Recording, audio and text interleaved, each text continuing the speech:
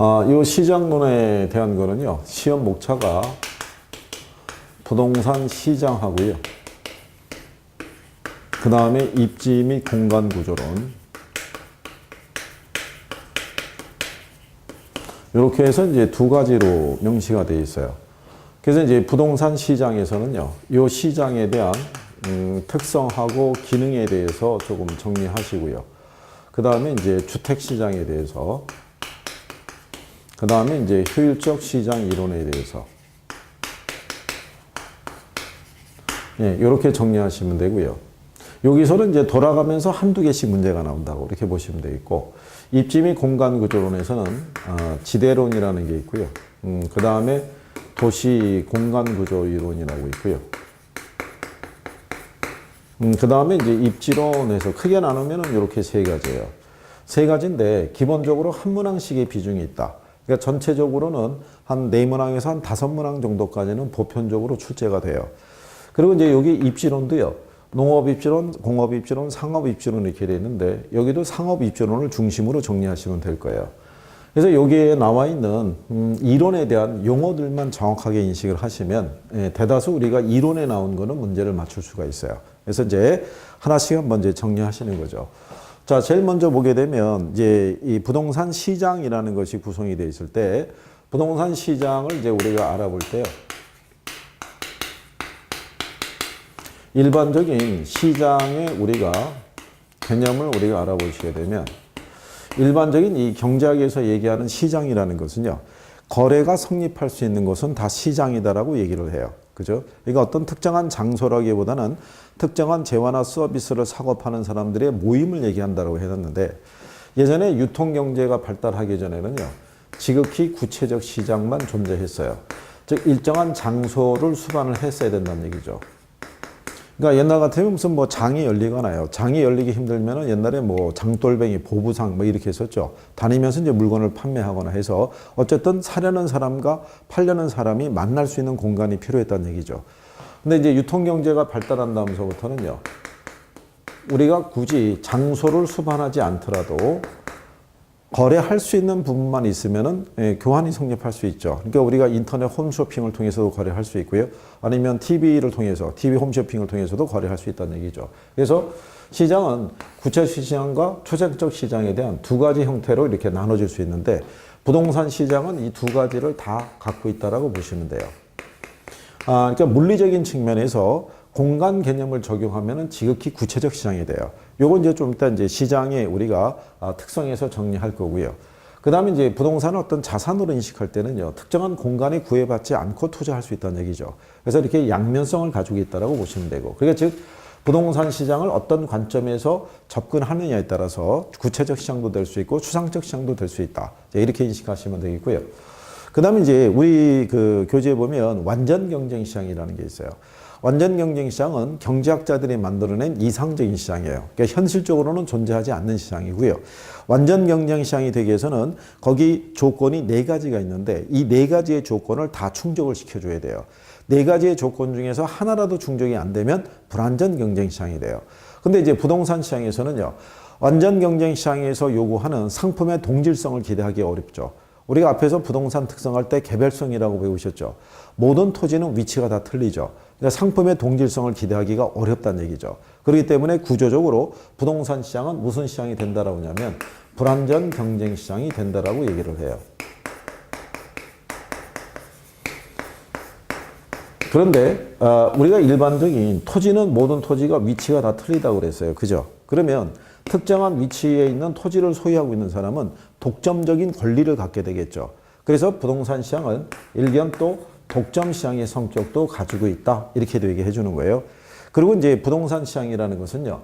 전국적인 시장 체계를 갖추지 못하고 무슨 시장의 성격을 갖고 있냐면 지역 시장의 성격을 갖고 있다는 얘기죠.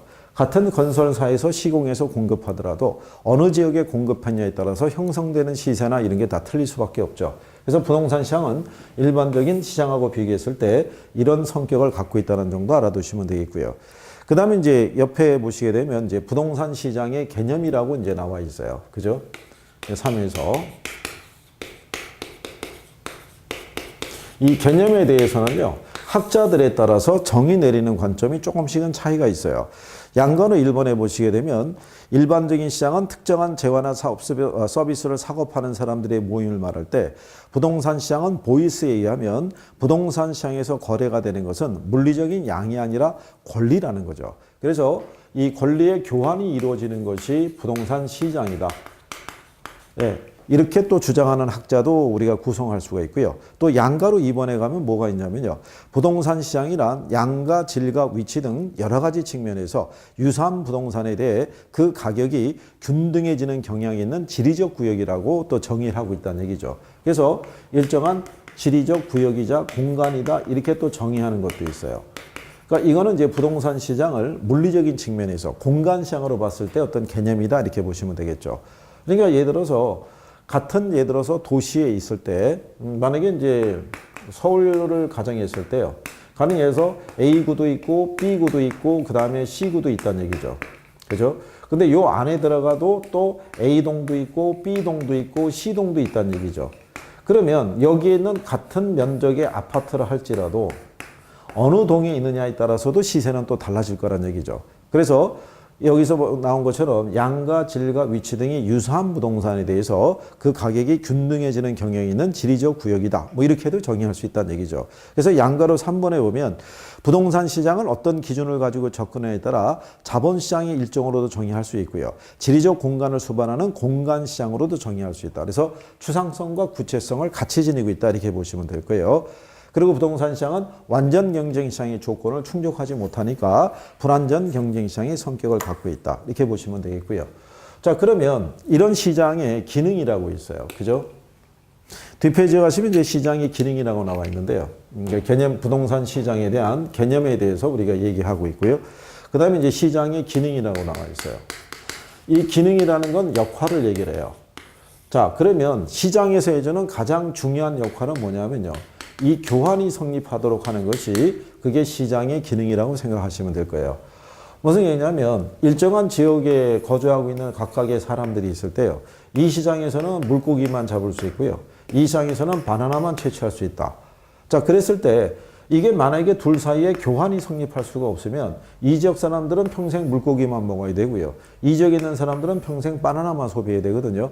그러니까 이런 문제를 해결하기 위해서 만들어낼 수 있는 게 바로 뭐다? 그게 교환이라는 논리예요. 그 교환이 성립할 수 있도록 해주는 게 그게 시장의 역할이라는 얘기죠. 그러면 이 교환이라는 것이 성립할 때요. 옛날에 화폐라는 단위가 없었을 때는 물물 교환을 했을 거란 얘기죠. 바나나 3송이하고 물고기 1마리 이런 식으로. 근데 화폐라는 단위가 만들어지면서는 뭐를 매개로 해서 교환이 성립하냐면 가격을 매개로 해서 교환이 성립할 수 있다는 얘기죠. 그러면 이 가격이라는 것은요. 시장 참여자들에게 많은 뭐를 제공해 주냐면 정보를 제공을 해 주는 거죠. 그래서 이 가격에 관한 정보를 매개로 어떤 것을 얼마만큼 생산해야 되고 어느 만큼 소비를 하는 것이 가장 합리적인 것에 대한 기준을 마련해 주는 거죠. 그래서 여러분들이 거기 우리 부동산 시장의 기능을 보게 되면 교환 기능, 그 다음에 거기 나온 대로 옆에 보면 정보의 제공 기능, 이런 것들이 있다는 얘기죠. 그래서 여기서 이제 이런 정보에 입각해서 시장에서 사람들은 바나나보다 물고기를 더 많이 선호한다 그러면 물고기를 더 많이 잡아서 시장에 공급해 주겠죠. 또 시장에서 사람들의 선호도가 단독주택보다는 아파트 선호도가 높아지면은 건설사들은 아파트를 더 많이 지어서 시장에 공급해 주겠죠. 그걸 우리가 자원 배분의 역할을 하고 있다라고 얘기를 해 주는 거죠. 즉, 뭐를 매개로 이루어진다는 얘기예요? 가격을 매개로. 그죠? 그런데 이제 부동산 시장은 불완전한 시장이다 보니까 완전 경쟁 시장이라는 곳에서는 시장 기구를 통해서 이 가격을 제시해 주는데 부동산 시장은 합리적인 가격이 없어요. 그래서 거기 가격의 창조 기능이라고 되어 있는 것은 같은 물건이라 할지라도 수요자하고 공급자, 즉 매도자하고 매수자가 매번 거래에 의해서 새로운 가격이 만들어지고 유지되고 수정되고 파괴되지는 과정이 반복되더라, 이런 얘기죠. 그러니까 그림상에서 보시면요. 이런 얘기죠. 그림에 보시게 되면 이런 기울기가 있어요. 요거는 셀러스의 약어라고 얘기를 해요. 그래서 이게 매도자의 주관적인 제한 가격선을 얘기를 하고요. 이거는 바이어스를 얘기를 해요. 그래서 이거는 매수인의 주관적인 제한 가격선, 이렇게 얘기하죠. 그럼 시간의 흐름에 따라서 이 사람이 내놨던 물건이 팔리지 않으면 가격은 점점 떨어질 거고요. 반대로 이 사람이 원하는 물건을 쉽게 구하지 못하면 가격은 올라가겠죠. 이건 경기에도 영향을 받을 수 있죠. 근데 여기 있는 이 점 왼쪽에서 보게 되면요. 교차되는 점이 안 나타나죠. 이거는 각각 주관적인 가격을 생각하고 있기 때문에 그런 얘기죠. 여기 매도인은 자기가 애초에 취득한 가격에다가 세금 냈던 거, 그동안의 유지관리 비용, 이자 냈던 거 이런 걸 감안하고 팔면서 자기도 어느 정도의 이익을 생각하겠죠. 그래서 여기서 출발하는데 매수인의 입장에서는 지금 현재 소형평형에 살던 전세 보증금에다가 그동안에 저축했던 거 일부 대출을 받아서 주택을 구입하고자 했을 때 이게 갭이 생길 수밖에 없죠. 그래서 여기에 관한 정보를 제공해 주면서 하나의 거래가 성립할 수 있도록 유도할 때 그게 이제 중개업자의 역할이죠. 그래서 만약에 시장에서 서울에 있는 뭐 한 30평형 아파트가 5억에 거래됐다 이거죠. 2019년 1월 달에. 그죠? 그러면 요게 요때 거래된 요 가격이라는 게 그 지역의 부동산 시장의 하나의 시세가 되는 거죠. 근데 요 시세라는 것은요, 시간이 경감에 따라 이게 변함없이 유지될 수도 있고요. 시장 경기에 따라 이거보다 훨씬 높은 가격에 형성이 될 수 있고 훨씬 싼 가격에도 형성이 될 수 있다는 얘기죠. 그러니까 별다른 변화가 없으면 5억의 시세가 계속 큰 변화 없이 유지됐다가 갑자기 정부의 규제가 강화되고 대출에 대한 규제가 강력하게 시행이 되고 그러면 이 시세가 어떻게 돼요? 떨어질 수도 있다는 얘기죠. 근데 반대로 경기가 좋아지기 시작하면 이 시세는 다시 또 올라갈 수도 있죠. 그럼 결국은 이 시장 안에서 이익 시세라는 거는 계속 요동을 칠 수 있다는 얘기죠. 변화될 수 있다는 얘기죠. 그래서 이게 새롭게 어느 시점에서 거래되느냐에 따라서 똑같은 물건이라도 거래되는 시세는 항상 다를 수밖에 없다는 얘기죠. 그래서 가격이 하나 만들어진 다음부터는 유지, 수정됐다가 또 파괴되고 새로운 가격이 또 만들어지는 과정이 되풀이 되는 게 그게 또 시장이라고 생각하시면 될 거예요. 그래서 이제 그런 정도 여러분들이 구별하시면 되겠고요. 그 다음에 이제 시장의 특성이라고 되어 있어요. 여기는 별표를 하나 하시는 거죠. 시험에서 인용을 하게 되면요. 기능보다는 여기 있는 특성에 대한 거를 조금 더 많이 활용한다. 이렇게 보시면 될 거예요. 그러면 제일 먼저 나오는 게요. 시장의 국지성이에요. 부동산 시장은 고도로 국지화되어 있다고 생각하시면 돼요. 이게 무슨 얘기냐면요. 가령 예를 들어 가지고 서울시죠. 강남구죠. 대치동에 예를 들어서 음마아파트. 이렇게 했다고 그러자고요. 그러니까는 거래할 수 있는 게 지극히 어떻게 돼요? 구체화되어 있죠. 그래서 부동산 시장은 고도로 국지화되어 있다는 거예요. 만약에 그 올해 시행했던 이제 대학 수능이 불수능 뭐 그래서 어렵게 나왔잖아요. 그러면 결국은 이제 곧 고3을 이제 올라가는 이제 그 자녀를 둔 이제 부모의 입장에서는 조금 더 교육 환경이 좋은 쪽으로 아이를 보내고 싶어 하죠. 그러기 위해서는 이제 강남으로 입성을 해야겠는데 음아파트가 이제 지은 지가 오래됐기 때문에 시세가 조금 싸다. 그러면 이제 여기로 수요가 몰리는 거죠. 그러면 거래할 수 있는 데가 이제 음마아파트 단지 여기서 거래가 되니까 시장이 지극히 어떻게 돼요? 구체화적으로 이렇게 나타날 수 있다는 얘기죠. 그걸 우리가 시장의 국지성이라고 그래요. 이렇게 나타나는 거는 움직이지 못하기 때문에 이렇게 나타난다는 얘기죠. 그래서 시장 안에 들어가게 되면요. 이런 게 여러 가지가 또 세분화되어 있잖아요. 그죠? 그래서 그 안에서 시장의 분화라는 것이 또 발생한다라고 얘기를 해요. 그래서 거기 나온 것처럼요. 유사 부동산일지라도요. 지역에 따라 서로 다른 가격이 형성이 되고요. 같은 지역이라도 위치나 규모나 용도 등에 따라 부분 시장이 있죠. 서브 마켓으로 이렇게 세분이 되는 거죠. 왜냐하면 대치동에 항상 음마아파트라는 저 주거만 있는 건 아니잖아요. 그 옆에 가면 다른 아파트 단지도 있고 단독도 있고 빌라도 있고 여러 가지 형태로 또 나눠지는데 걔들에 따라 각각의 수요와 공급 또는 거래 관행, 가격, 임대료가 다 틀리다는 얘기죠. 그래서 이런 식의 서브 마켓이 또 존재할 수밖에 없더라 이런 얘기죠. 그래서 이제 이게 부동산 시장의 특징이죠. 그 다음에 두 번째가 뭐냐면요. 부동산 시장의 특징 중에 하나가 수급 조절이 곤란하다는 얘기죠. 그럼 왜 수급 조절이 곤란하냐면요. 일단 우리가 경제에서 배우셨지만 부동산이라는 상품은 지어서 들어오기까지가 시간이 많이 걸려요. 그렇죠? 수요가 늘어나더라도. 그래서 이런 생산의 장기성이기 때문에 단기적으로 보면은 가격의 왜곡 현상이라는 게 발생해요. 그러면 가격의 왜곡이라는 건요. 시장 가격이 물건이 본래 가지고 있는 가치보다도 훨씬 싸거나 비싸게 거래될 때 나타나는 것을 가격의 왜곡 현상이라고 얘기를 해요. 일반적으로 이게 물건의 가치라고 얘기하면요. 이 가격이라는 거는 이렇게 변할 수 있다는 얘기죠. 그러니까 시장의 수요 공급 상황에 따라 이 가격은 가치보다도 비싸거나 싸게 거래될 수 있다. 그래서 나타나는 것을 가격의 왜곡 현상이라고 얘기하는 거예요. 자, 그러면 부동산 시장에서 수요와 공급을 조절하기가 어렵게 만들어주는 거는요. 생산의 장기성만 있는 건 아니고요. 이게 위치가 고정이 돼 있어서도 그래요. 그래서 상품 간의 이동이 좀 어렵다는 얘기죠. 그 다음에 부동산 상품의 수명이 길어서도 그래요. 왜냐하면 수요가 줄어들고요. 가격이 떨어진다고 그래가지고 미분양 재고가 갑자기 다 소진될 수는 없다는 얘기죠. 그렇죠? 예, 그래서 이런 것들이 시장에서 수급 조절을 곤란하게 만들어주는 이유가 되더라. 이렇게 보시면 되겠고요. 그 다음에 이제 113페이지 하늘에 가면요. 3번이 시장의 비조직성이고요. 뒤에 가면은 4번이 비표준화, 5번이 비공개성이에요. 그럼 걔네들을 우리가 묶어보게 되면요. 시장의 비조직화라고 되어 있고요. 조직성. 그 다음에 이제 상품의 비표준화성.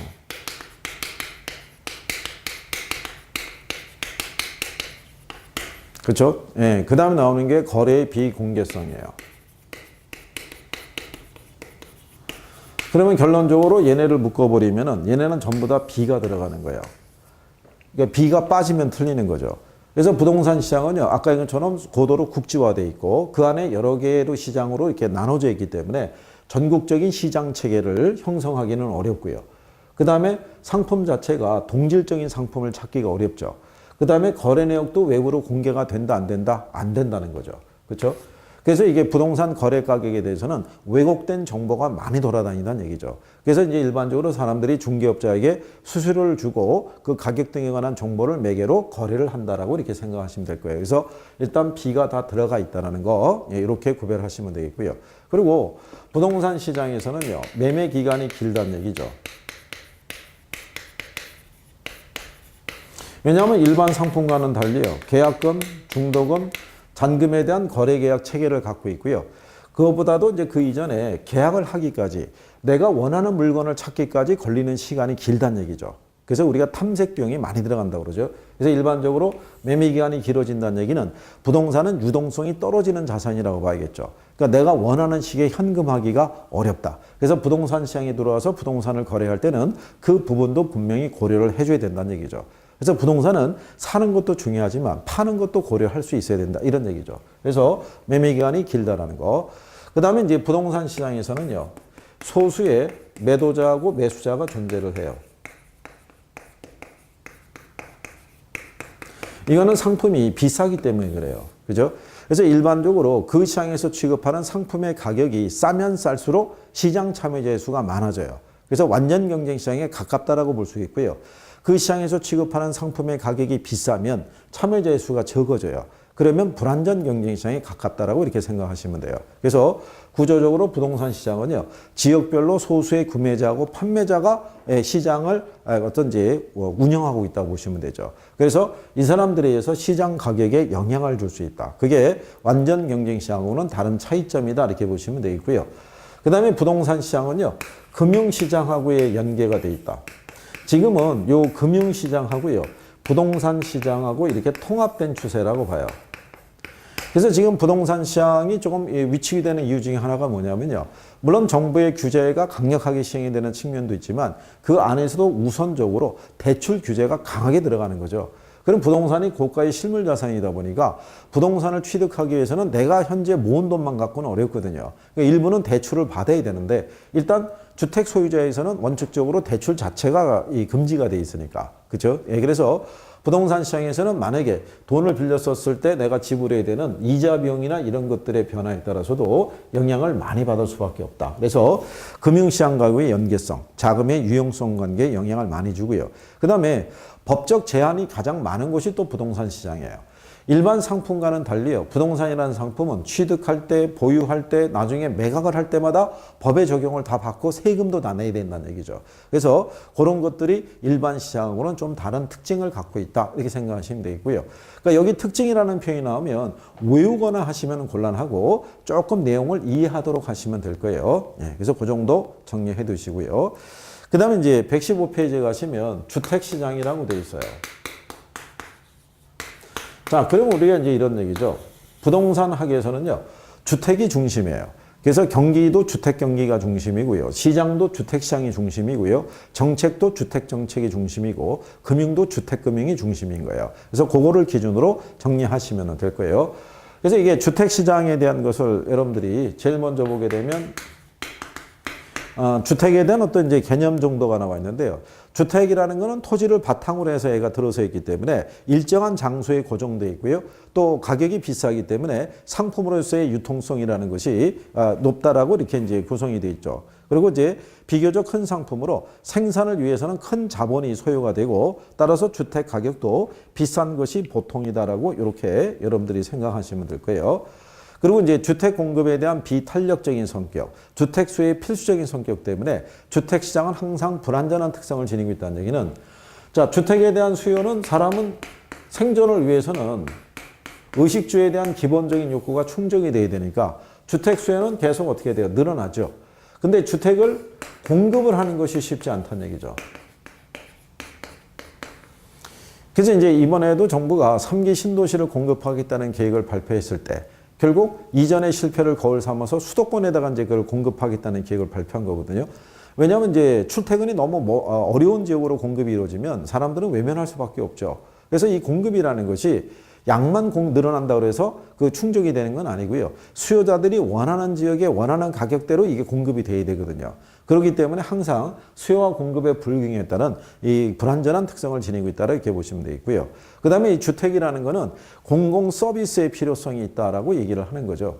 그래서 우리가 이 공공재라는 것도요, 지방 공공재라는 게 있는 거죠. 우리 요즘은 이제 지자체 시대이기 때문에요. 지방 그 정부에서 어떤 공공 서비스를 제공해 주냐에 따라서 그 시민들이 그 지역을 옮겨 다닐 수도 있다는 얘기죠. 어느 지역을 가게 되면은 교통에 대한 연계나 이런 것들이 상당히 편리한데 우리가 살고 있는 도시에는 그 연계가 잘 안 돼 있다는 얘기죠. 그러면 그 서비스가 잘 돼 있는 쪽으로 사람들이 주거를 이동하는 현상도 나타날 수 있죠. 그건 왜 그러냐면 주택이라는 게 단순히 주택 자체만 있다고 해서 주거의 기능을 다 할 수 있는 건 아니고요.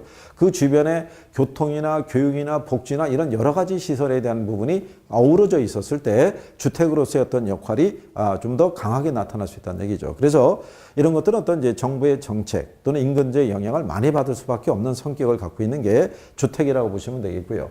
그럼 여기서 나오는 이 주택시장 분석을 위한 이제 기초 개념이 있어요. 자, 그러면 이제 주택시장을 분석하기 위한 기초 개념에서요, 제일 먼저 나타나는 게 주택 서비스라고 되어 있어요. 그럼 이 주택 서비스라는 거는요, 주택에서 제공하는 효용이라고 생각하시면 돼요.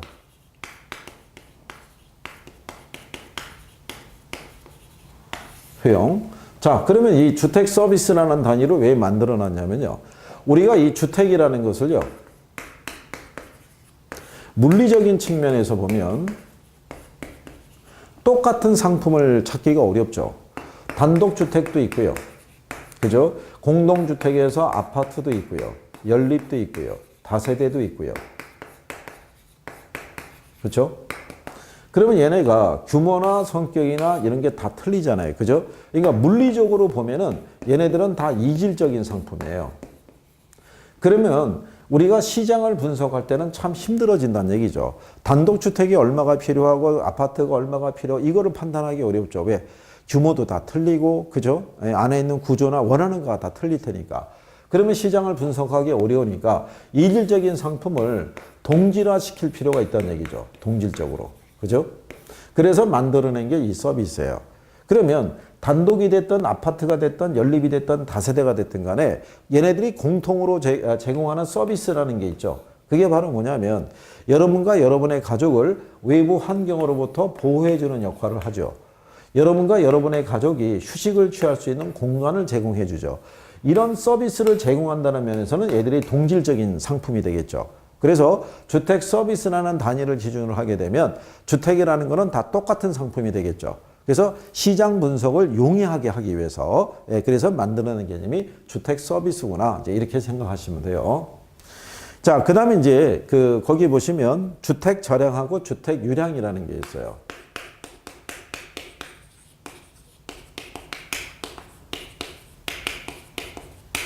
자, 앞에서 우리가 절약하고 유량이라는 걸 배웠을 때요, 이 절약이라는 거는 뭐가 명시가 돼야 되냐면요, 일정 시점이라는 것이 명시가 됐을 때 우리가 그 의미를 파악할 수 있는 애들이 우리가 절향이라고 얘기하죠. 그래서 이 주택 절향도 공급량이 있고 수요량이 있어요. 그죠?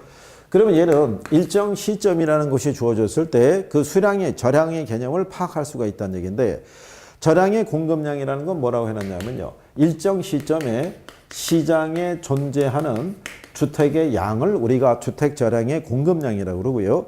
주택 절향의 수요량이라는 것은 일정 시점에 사람들이 보유하고 있는 주택의 양을 얘기를 해요. 그러면 가령 예를 들어서 이렇다는 얘기죠.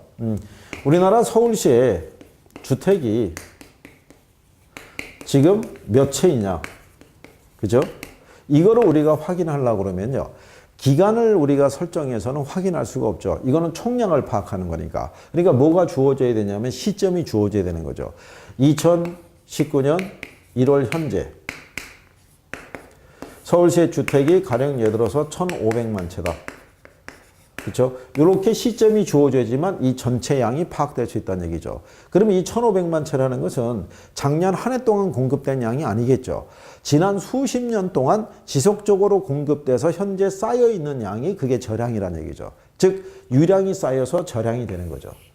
그러면은 얘는 2018년에 공급된 주택도 있고요. 예를 들어서 15년에 공급된 주택도 있고요. 2000년에 공급된 주택도 있고 1995년 그 이전서부터 이렇게 공급됐던 주택이 쌓여서 지금 1,500만 채가 되는 거다. 이런 얘기죠. 자, 그랬을 때 1,500만 채가 존재하고 있는데요. 이때 사람들이 보유하고 있는 것이 만약에 1,450만 채라고 가정하게 되면요, 나머지 50만 채는 공가로 존재한다는 얘기죠. 그러니까 시장에 존재하는 양은 1,500만 채인데 사람들이 현재 보유하고 있는 건 1,450만 채라는 것은 나머지 50만 채는 현재 비어 있다는 얘기죠. 이게 주택의 원활한 유통을 위해서는요, 이게 합리적인 공가라는 게 필요하죠. 그래서 여기서 하나 더 추가드리면 일정 시점에 존재하는 주택의 양과 일정 시점에 사람들이 보유하고 있는 양은 서로 다를 수 있다는 거예요. 그래서 절향에 대한 거를 이제 구별을 하시면 되고요. 그 다음에 유량에 대한 내용이 또 주어져 있죠. 유량이라는 것은요, 뭐가 명시가 되지 확인할 수 있냐면 기간이 명시가 되지만 그 수량을 파악할 수 있죠. 그래서 얘는 우리가 플로우라고 얘기하죠. 주택의 어떤 이제 흐름을 얘기를 할 때 얘는 일정한 뭐가 주어져야 되냐면요, 기간이 주어져야 되죠. 자, 그 얘기는 뭐냐면 1,500만 채의 주택이 존재하고 있는데 그 중에 작년에 공급된 양이 얼마가 되느냐, 그렇죠? 그거를 확인하려고 그러면 이 시점을 가지고는 확인할 수가 없죠. 그러면은 2018년 1월 1일부터 2018년 12월 30일이라는 구간을 설정해 주면 우리가 알 수가 있죠. 그래서 주택 유량의 공급량은 일정 기간 동안 시장에 공급되는 주택의 양을 얘기를 하는 거죠. 그래서 작년 한 해 동안 공급된 것이 가령 예를 들어서 15만 채였다 그러면 요게 주택 유량의 공급량이 되는 거죠. 근데 요 기간 동안에 15만 채가 공급이 됐는데 사람들이 분양을 받아간 것은 가령해서 14만 채가 분양이 됐다는 얘기는, 그렇죠? 그러면은 나머지가 공가가 역시 한 10,000채가 있다는 얘기죠. 그러니까 여기도 마찬가지죠. 일정 기간에 공급된 양과 일정 기간에 사람들이 보유하고 있는 양은 서로 다를 수밖에 없다는 얘기죠. 근데 이렇게 구간을 설정해서 유량을 우리가 파악하는 이유는 또 어디에 있냐면요, 가령 예를 들어서 지난 3년간에 공급된 양을 우리가 한번 따져보는 거죠. 그러면 2018년에는 15만 채가 공급이 됐고요. 2017년에는 가령 예를 들어서 주택이 12만 채 공급이 됐고 2016년에는 주택이 예서 10만 채가 공급이 됐을 때 지난 3년 평균을 보게 되면 얘가 공급된 물량이 제일 많거든요. 그러면 지난 3년 사이에 봤을 때 작년서부터 주택 경기가 조금은 좋아지고 있나 보다, 이렇게 우리가 유추해 볼 수 있다는 얘기죠. 그래서 이런 주택 경기 등을 파악하기 위해서도 유량 개념을 확인하기도 해요. 그래서 절량의 공급량과 수요량, 유량의 공급량과 수요량이 있을 때 주택 부분에서는 어쨌든 절량이 중시가 돼요. 그래서 절량을 중심으로 해서 여러분들이 정리를 해 주시면 되겠고요.